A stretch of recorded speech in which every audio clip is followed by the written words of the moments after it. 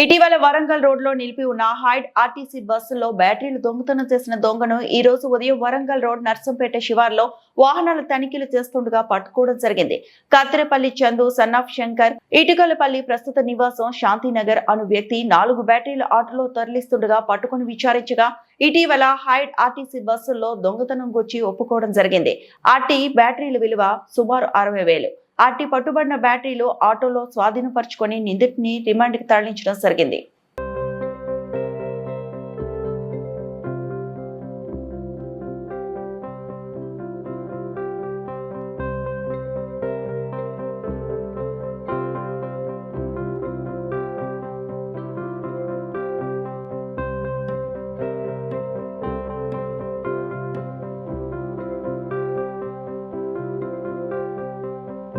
మరిన్ని అప్డేట్స్ కోసం మా ఛానల్ని సబ్స్క్రైబ్ చేయండి.